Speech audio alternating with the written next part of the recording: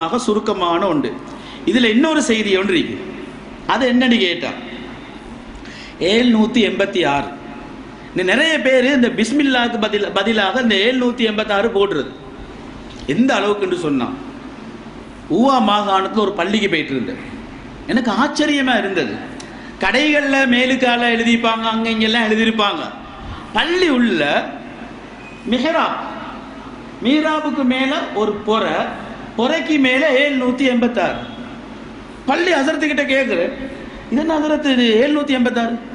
பிஸ்மில்லாஹ் ரஹ்மான் ரஹீம், அல்லாட மார்க்கம். அப்ப இது யார்கிட்ட கண்டுபிடிச்சது, எப்படி வந்ததுன்றது அவங்களுக்கு தெரியாது. விளங்கப்படுத்தின பிறகு தான் அவங்க யோசிக்கிறாங்க, இப்படி ஒரு செய்தி ஒன்று இருக்கிறார்.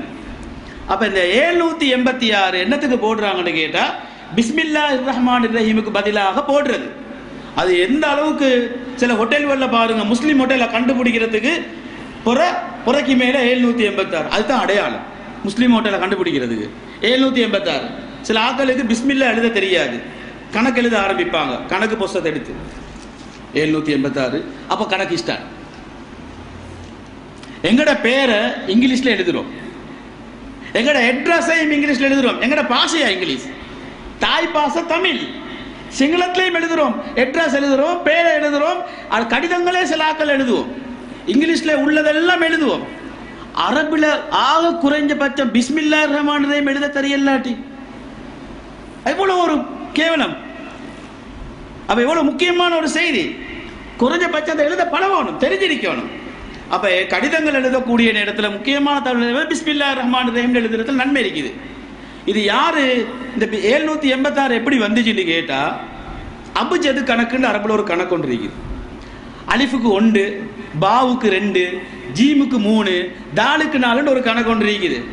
1 2 3 4 5 6 7 8 9 10 20 30 40 50 60 70 80 90 100 200 300 400 500 600 700 800 900 1000 28 எழுத்து. அப்ப 28 எழுத்துக்கும் அந்த நம்பரை வச்சிருக்கிறாங்க. பிஸ்மில்லாஹ் ரஹ்மான் ரஹீம் அந்த எழுத்துக்கள் பிரகாரம் கூட்டி பார்த்தா 786 வருது.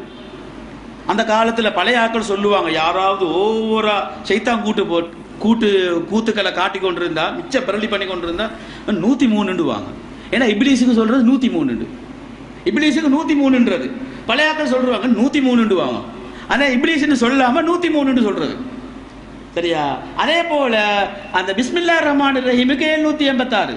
ஆனா இதுல கவலை என்ன தெரியுமா, இந்த 786 இந்த கணக்கு அபுஜது கணக்கு கண்டுபிடிச்சதே யூதர்கள்.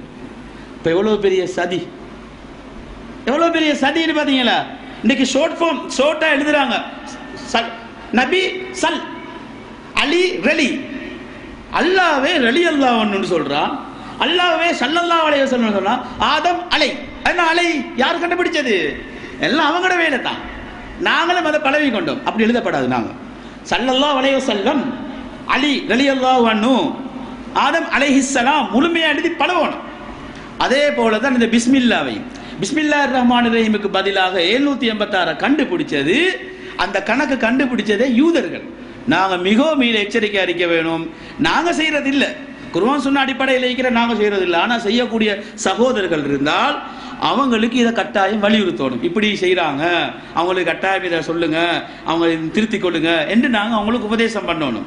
அப்ப இதுவும் நாங்க என்ன செய்யணும். இந்த 786 அவங்க அடுத்தது நீங்க பாருங்க, பிஸ்மில்லாஹ் ரஹ்மான் ரஹீம் சொன்னா அதுல இருக்கிற ஒவ்வொரு எழுத்துக்கும் 10 நன்மை இருக்குது. 10 நன்மை இருக்குதா இல்லையா? 786 நன்மை கிடைக்குமா?